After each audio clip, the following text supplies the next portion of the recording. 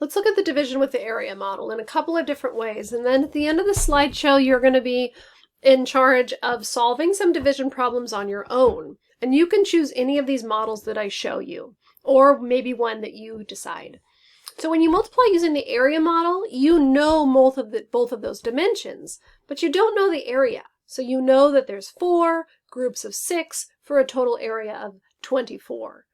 But when you divide using the area model, you only know one dimension, but you also know the area, and you do not know the other dimension. So you might know that you have 24 apples on your tree, and you have 6 families to give those apples to, but you don't know how many apples go to each family. When we're thinking about area, remember we're looking at the area inside of a two-dimensional surface.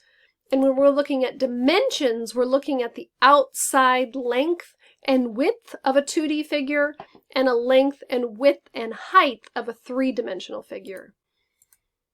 Let's look at the area model with number pieces. 42 divided by 3, you would have 42, let's say, dollars, and 3 children to give these dollars out to. And you want to deal them out, but you don't want to deal by ones. You might look at groups of 10 as the friendly number first. So we have 10 groups of 3 of 30. That would bring you close to 42. You can't deal out this group of 10 all at once, so you have to split it up into ones. And you're going to deal out in groups of 3. So we have 11 groups of 3. Now each child has $11. We have 12 groups of 3. Each child has $12. We have 13 groups of 3.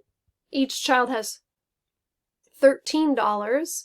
And now 3 is a remainder, but they aren't a remainder. They fit nicely into that 14th group. So we know the missing dimension of this equation using an area model. We have 10, 11, 12, 13, 14 groups of 3. So 42 divided by 3 would be equal to 14. 14 is your missing dimension, and 14 is your quotient. Let's look at another example of the area model using the equation 173 divided by 6. And this time we're going to look at the Bridges app that's called the whiteboard.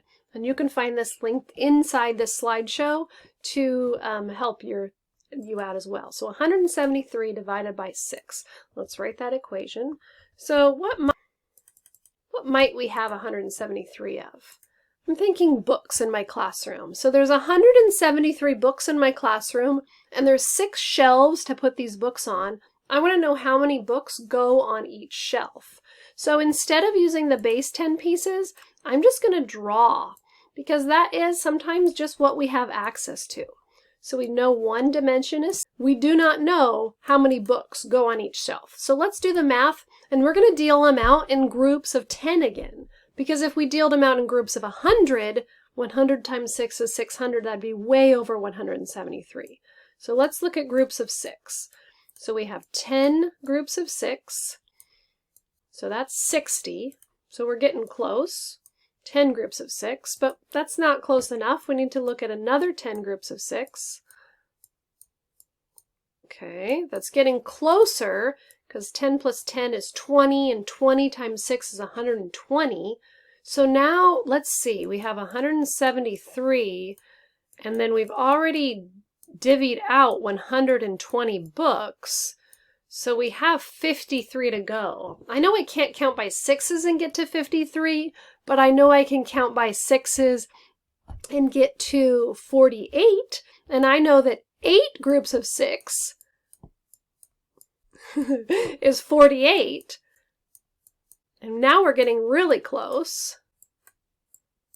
13 minus 8 is 5, with 4 minus 4 is nothing. So 5 right here would be our remainder. We don't count that as a group. So we see that there's 28 books that fit on each shelf. So we have 28 books. But I ask you this, what do we do with the remainder of 5? We have 28 books on each shelf, And those remainders of 5 we have to do something with. We can't split them into 6 parts. We would deal them out onto the shelves. So some of the shelves would have 29 books, right? 29 books. 5 remainder. And one of the shelves would have 28 books. And if we added those up, I hope that we would get 173 books. Let's see, 9, 18, 27, 36, 45. 45 plus 8 is 53. That 3 in the ones column gives me hope. 5, 6, 7, 8, 9, 10, 11, 12, 13, 14, 15, 16, 17. And so I'm checking my division with a repeated addition to see if I got that correct answer. Let's look at division one more way. We're going to build a model for 123 divided by 4, and we're going to use base 10 pieces in a different way. This time, let's look at 123 as 123 people trying to board 4 buses driving across country to New York. And we want to know how many people fit on each bus. So we're going to look at this array with a known dimension of 4 and an unknown dimension as the number of people on each bus. We know we're going to look at the friendly number, so we're going to take 4 groups of 10 out first. So there's 40 people. Another 10 groups of 4, there's 80 people. Another 10 groups of 4, we have 120 people. We're getting really close. And then we're going to deal those 121, 122, 123. We have a remainder of 3 people. So that means that 30 people are going to get on each bus, but with these remainder of 3, we're going to put them on 1 extra person on 3 of the buses. So one bus would have 30, another 31, another 31, and another 31. Now it's your turn to practice.